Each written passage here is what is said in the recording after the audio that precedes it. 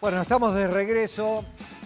Estamos ahora con nuestro compañero de trabajo, Sergio Antoniazzi. Sergio, ¿cómo andás? Gracias por venir, por acompañarnos. Hola Daniel, ¿cómo estás? No, gracias a vos por la invitación y a los 60 del 10. Bueno, porque el tema que venimos, lo tratábamos recién con el Chango Rodríguez, pero en realidad lo que buscamos con estos 60 años y a través del archivo de Canal 10 es un poco repasar todo este tiempo y lo que significó el folclore, ¿no?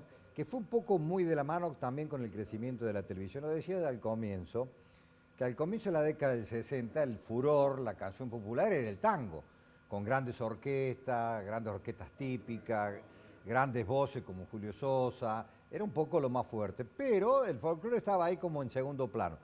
Hasta que aparecen también a mediados del 60 los festivales en las provincias, en particular en Córdoba, Cosquín, que además de mostrarse y la actuación siempre buscaba un consagrado que finalmente después grababa, y así se hizo a partir del 65, 66, casi lo más popular posible, sobrepasó al tango, aunque el tango siguió después, pero no en la envergadura de la década, del comienzo de la década del 60, del 50, ¿no? Así es, y a ese fenómeno que planteas entre el tango y el folclore, Daniel, muy bien, hay que agregarle la corriente migratoria desde el campo, desde el interior del país hacia las grandes capitales. Eso hizo que, por ejemplo, surgieran muchos encuentros que hacían los santiagueños, los correntinos, los jujeños, claro, los santafesinos, los pampeanos, los sureños, en las grandes capitales. Y cuando se juntaban, nacían las peñas. Las peñas son la génesis de los festivales, que con mayor envergadura hacían que mucha gente fuera, porque se juntaban los músicos del interior profundo de la Argentina, y se juntaba la gente que quería ver eso también, que era un fenómeno incipiente. Y además el folclore cantaba esas cosas del pueblo que añoraban quienes se habían venido a la gran capital. Claro. Por eso les hacía muy bien escuchar eso, y por eso vino todo ese movimiento folclórico. Digamos que, por ejemplo, el Festival de Cosquín surgió además, paralelamente, por esta cuestión del aire serrano, que era tan beneficioso y que mucha gente venía a Cosquín. Y como todo el país venía como a sanarse de las enfermedades respiratorias a Cosquín, surgió paralelamente un encuentro folclórico para entretener a toda esa gente que venía. Pero ponía ya en primer plano a grandes de la música folclórica argentina, que si bien por entonces ya habían, entre comillas, triunfado, pero no tanto, los festivales ayudaban a poner eso en la cartelera. Entre ellas, entre las grandes figuras, las grandes voces de la Argentina, resalta una, que es la con la que vamos a comenzar y vamos a repasar un poco. No vamos a pasar por todo porque no vamos a tener tiempo, pero comenzamos con Mercedes Sosa, que allá por el 65 sube al escenario de Cosquín de la mano de Cafrune, claro, que no estaba en la programación. Es más, lo retaron a Cafrune porque él decidió que ella subiera, pero tuvo un impacto importante. Por entonces vivía en Mendoza, estaba casada con Matos, ¿no? Así, el papá de Fabián. De Fabián. ¿No? Y uno de los creadores del nuevo cancionero. Claro, y allá por el 70, concretamente en el año 70, que ya eras conocida Mercedes Sosa, Canal 10 cumplía 8 años. Acordate que el 11 de mayo del 62 se inicia la primera transmisión. Y para los festejos, una marca registrada también del canal y de los SRT en particular, que eran los grandes recitales populares, para festejar los 8 años del canal y de la radio, además, se la invita como número protagónico a Mercedes Sosa, que es un poco lo que vamos a repasar en el archivo. Mira, Canal 10, como era la estrella que traían. Por supuesto, la fueron a recibir. La fuimos a recibir, claro. Y ya no es como ahora o como más adelante que venían al aeropuerto, venían a la estación de tren. Así es, a la que está frente a la terminal de ómnibus. Ahí estamos viendo imágenes, mira, ya se habían bajado ahí está Jaime Torres. Jaime Torres, esos son responsables de la empresa del canal por entonces. Mercedes Sosa. Mercedes Sosa, jovencita, ¿no? Jovencita que ya vivía en Buenos Aires, se había separado, como dijo ella, yo nunca me separé, Matos me dejó, se fue. Y ahí llega don Ariel Ramírez. Don Ariel Ramírez. Vos que sos un conocedor de esta música, también ella le imprime esto de los nuevos tonos y sonidos, porque hasta entonces Mercedes Sosa cantaba con un bombo.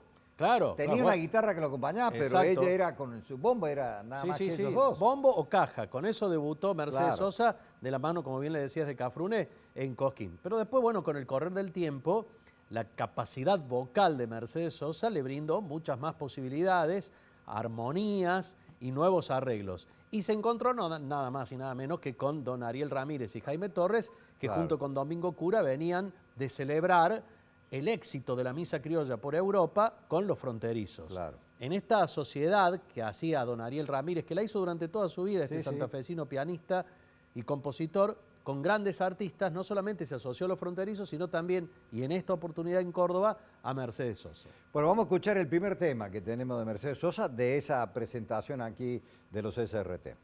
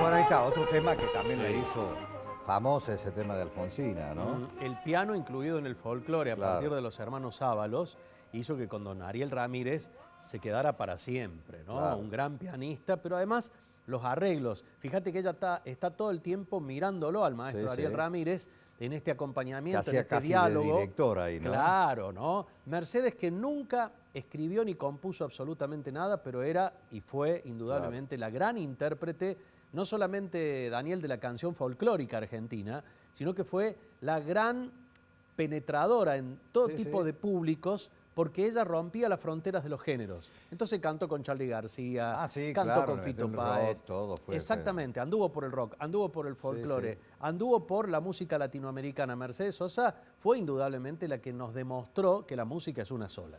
Y también, no solamente que le incorpora el piano, que era como una novedad, que reitero, para hacer este paralelismo con el tango, se usaba mucho en el tango, pero no en el folclore, salvo los santiagueños, ¿no? Claro, así es. Le incorpora este charango que para muchos era desconocido. Algunos que otros cuartetos del norte, de Jujuy, del altiplano, usaban el charango, pero ella lo incorpora en su repertorio, que después se hicieron, bueno, vos lo mencionabas recién, lo de la misa criolla, ¿no? A Jaime Torres, que finalmente era riojano, yo creo que era jujeño, de Sí, aquel lado. exactamente, toda Había la gente nacido, por el charango. pero claro, pero Hay un dato ahí importante, el charango del altiplano es más rítmico, no tanto melódico, Claro. pero con su punteo impecable, el maestro Jaime Torres le imprimió eso y terminaron incluso grabando en la época de los exilios y demás, en España, el piano y el charango, un ciclo de recitales que se hacían en lugares naturales y en casas en España para la televisión española que, bueno, transitaron por todo el mundo. un gran locutor de Radio Universidad por entonces. Yo tuve la suerte no de trabajar con él, pero en los primeros años míos en la radio coincidimos en algunos horarios. No me puedo acordar el nombre, pero a lo mejor vos lo acordás. Le hacen nota a Mercedes Sosa, pero también a Ariel Ramírez y a Jaime Torres. A ver. La elaboración de las canciones o de la música popular que usted interpreta, que usted crea, ¿está realizada pensando en ese público o pensando en su intimidad, señor Ramírez? Pensando en mi intimidad, porque yo también soy público, soy pueblo, es decir, que yo trato de expresarme como pueblo. No pienso jamás en que mi canción va a tener repercusión. Si yo pensara eso, dejaría de ser un artista. Es decir, no hago ninguna concesión. El éxito de las canciones, cuando lo tienen, viene por su valor mismo, y cuando no lo tienen es porque no he llegado al pueblo. Jaime Torres, Ya dije 2 veces antes que era un placer inmenso tenerlos con nosotros aquí en Canal 10, o para Canal 10, y para Radio Universidad y para todo el pueblo de Córdoba, y quienes nos están viendo en este momento. Bueno, yo me imagino que las 2 veces anteriores sí. le habrán dicho igual que le voy a decir yo ahora, ¿no? Que nosotros también estamos contentísimos de estar Sí, aquí en claro, Córdoba, claro. ¿no? No estoy realmente en el papel del creador, del compositor. correcto. Mi labor, hasta este momento por lo menos, es la del intérprete. Pero gustoso y encantado, uno tiene el placer de participar en este tipo de obras. Y sobre todo en este nivel y encontrando, además de buenos amigos, excepcionales intérpretes, ¿no? Como el caso de, esto lo digo así, pero a boca llena, que para mí es un placer, es un lujo poder participar mínimo en un espectáculo junto con esta cantante excepcional que nosotros tenemos la suerte de que nos pertenezca, ¿no? Claro, Que es Mercedes exactamente, Sosa. sí, exactamente, es todo un orgullo. Bueno, estaban todos Preguntas, más jóvenes, ¿no? Sí, ¿y qué preguntas, Daniel? Sí. Eso decíamos fuera de cámara recién. ¿Por qué se hacían estas preguntas sobre si uno hacía temas para la intimidad o para que para la repercutieran en gente? el público? ¿No? Esas preguntas que parecían elaboradas, profundas, porque en ese momento también, allá por los 70, el folclore estaba teniendo una variación que era la aparición de, entre comillas, un nuevo cancionero, que era modificar o agregarle al folclore ritmos que se salieron un poco de la métrica, de la chacarera, de la samba, del gato y del escondido. Claro, o sea, ¿no? los huancahuatos. Exacto, ¿no? ¿no? Que Don Atahualpa Yupanqui Claro. dijo una vez, esperando en el escenario, esta es una anécdota que queda ahí, se escucha en los pasillos de Cosquín detrás del escenario, estaba esperando y estaba cansado, y todos sabemos del humor de Don Atahualpa Yupanqui, y dijo, ¿y estos quiénes son? No, dice, este es el nuevo folclore. Ah, dice, estaban los huancahuá en el escenario. El nuevo folclore, dice, donde uno canta y los otros le hacen burla. Eso habría dicho Yupanqui de los huancahuá, bueno, que después revolucionaron, Bueno, hablando incluso el dúo salteño también. Claro. Y por eso ese tipo de preguntas, porque quienes preguntaban eran periodistas de las ciudades, de las capitales. Claro. Y por ahí no entendían todavía el fenómeno que significaba la música que llegaba del interior a las grandes capitales. Bueno, hablando de festivales, este es de Jesús María, el 6º festival de Jesús María. Estaba ahí, Canal 10 ya entonces haciendo una transmisión. A ver. Aquí apostados junto al alambrado están todos los integrantes de las delegaciones, prácticamente de todas las provincias argentinas y del Uruguay, que asisten al 6º Festival de la Doma y el Folclore aquí en Jesús María. Expectantes, aguardando el momento de intervenir en este verdadero certamen del coraje criollo. Crónica 10 presente en todos los eventos populares de la provincia y del país.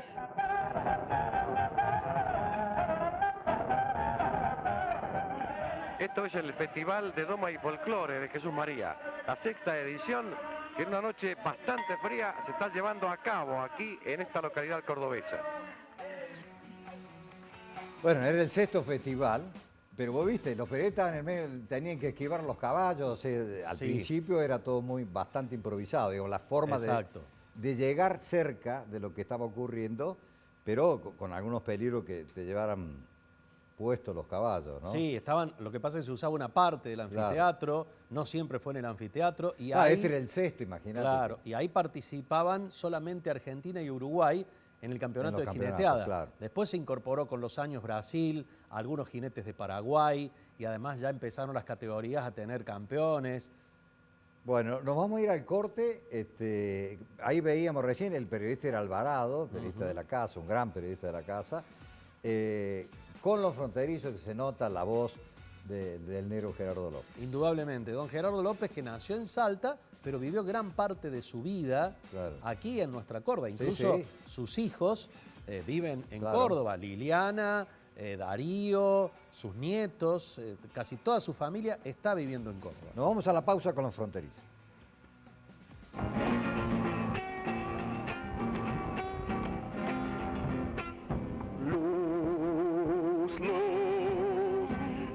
Floreciendo el día, vendrá bañando el llanto de luna, vendrá